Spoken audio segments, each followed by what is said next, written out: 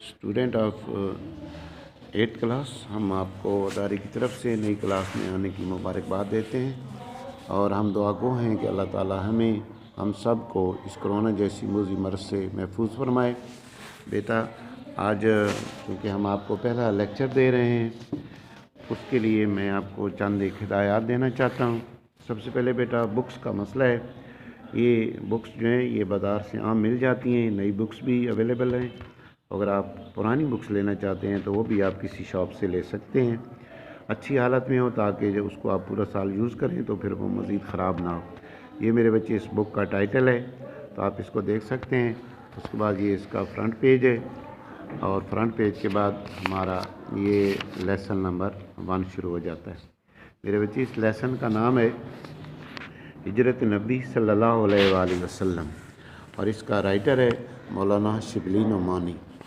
तो मेरे बच्चे, लेसन को पढ़ने से पहले हम इसकी रीडिंग करते हैं। रीडिंग से हमें ये फ़ायदा हासिल होता है कि हम उस लेसन को एक समरी के तौर पर अपने ज़हन नशीन कर लेते हैं, ताकि बाद में हम उसी समरी को अपने ज़हन में लाते हुए इसके बारे में एक ख़ुलासा जो है वो हम लिख सकते हैं।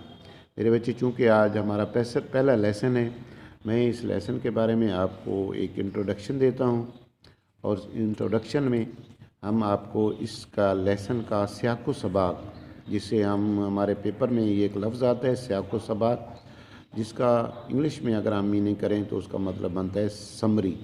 इसका लिखने की वजह क्या है, इस लेसन में क्या क्या चीज़ें हैं, उसके बारे में हम इसको सियाक़ो सबाक़ कहते हैं। ये मेरे बच्चे हिजरत नबी सल्लल्लाहु अलैहि वसल्लम हमारी हेडिंग है लेसन की। तो हिजरत नबी सल्लल्लाहु अलैहि वसल्लम की मीनिंग को अगर हम वजाहत करें तो इसका मतलब है नकल मकानी करना, या अल्लाह ताला की तरफ से जब हुक्म आए तो अपने घर बार को छोड़ देना। मेरे बच्चे, जब नबूवत का 13वां साल आप सल्लल्लाहु अलैहि वसल्लम को मक्का में रहते हुए हुआ, तो काफ़िरों को आप सल्लल्लाहु अलैहि वसल्लम ने अल्लाह ताला के हुक्म की तरफ से तौहीद की दावत दी। आप सल्लल्लाहु अलैहि वसल्लम चूँकि कुरैश के एक आला ख़ानदान से तल्लुक़ रखते थे, लोग आपकी बड़ी इज़्ज़त करते थे, लोग आपको सादिक और अमीन कहकर मुखातिब फरमाते थे। आपने कोई सफ़ा पर चढ़कर लोगों को पुकारा। मक्का के लोग जब इकट्ठे हुए तो आप सल्लल्लाहु अलैहि वसल्लम ने फरमाया, ऐ लोगो, मैं तुम्हें एक अल्लाह की तरफ दावत देता हूँ, एक अल्लाह की इबादत करने का पैगाम देता हूँ। जब काफ़िरों ने ये सुना तो चूँकि वो बुत परस्त थे, सदियों से बुतों की पूजा करते आ रहे थे, तो उनके नज़दीक किसी दूसरे की इबादत करना तो उन्हें गवारा ही नहीं था। लिहाजा बहुत गुस्से में आ गए। उन्होंने, एक लफ्ज़ है इसमें तलवारों की झनकारें, तो उन्होंने अपनी तलवारें सौंप ली और मुसलमानों को उन्होंने तंग करना शुरू कर दिया।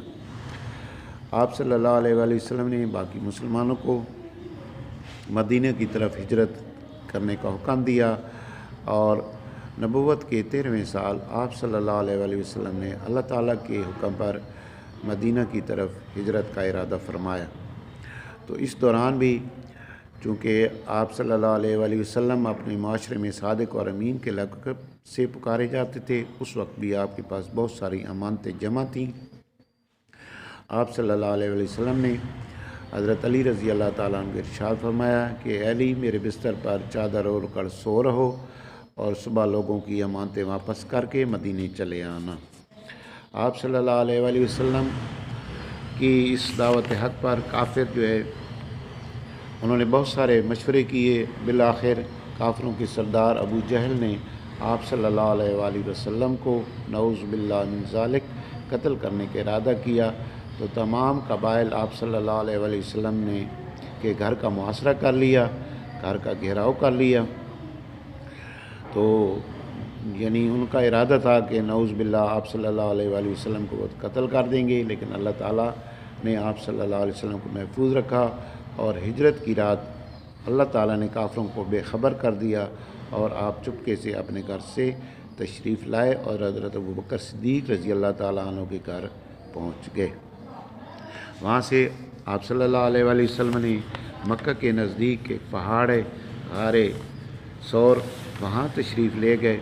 वहाँ आपने 3 दिन तक आपने वहाँ क़याम फरमाया اور جب آپ مکہ سے جا رہے تھے تو مکہ چونکہ آپ کی جائے پیدائش تھی، اللہ تعالیٰ کا گھر تھا، آپ کو بہت افسوس ہوا، تو آپ صلی اللہ علیہ وآلہ وسلم نے جب مکہ کی طرف دیکھا فرمایا اے مکہ تو مجھے دنیا سے زیادہ عزیز ہے، لیکن تیرے فرزند مجھے یہاں رہنے نہیں دیتے۔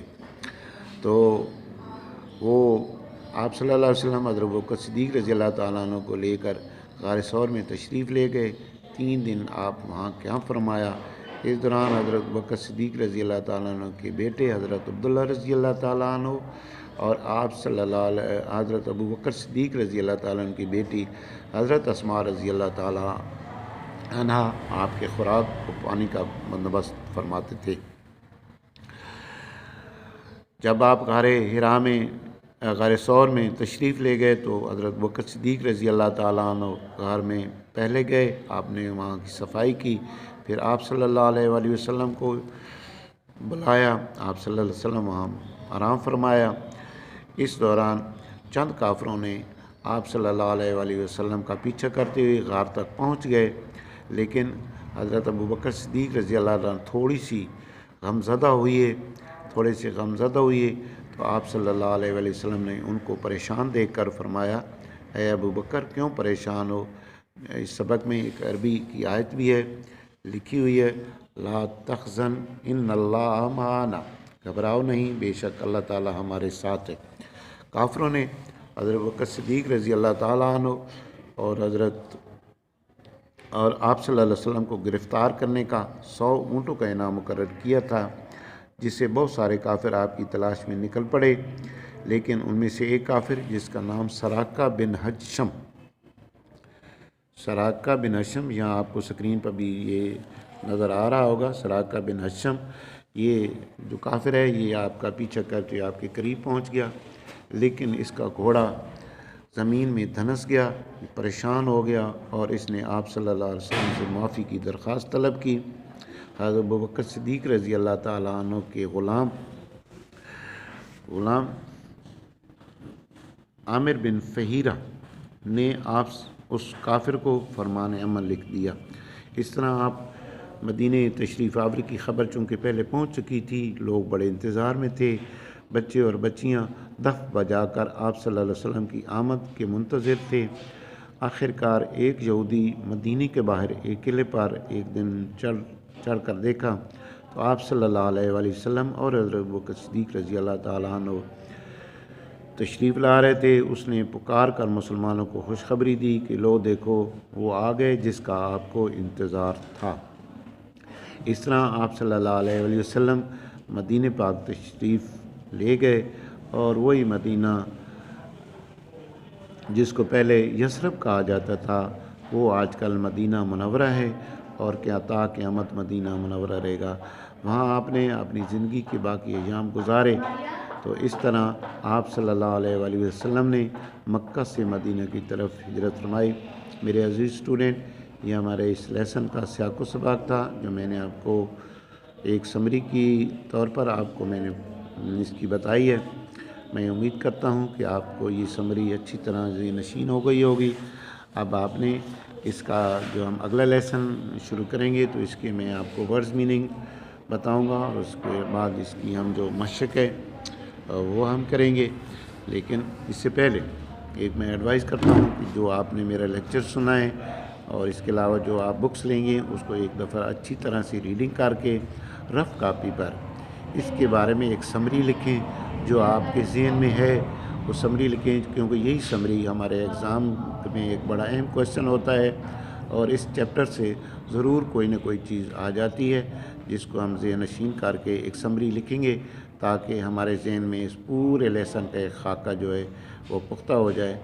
آج ہمارا لیسن کا اینڈ ہو گیا۔ اللہ تعالیٰ آپ سب کا حامی و ناصر ہو، فی امان اللہ۔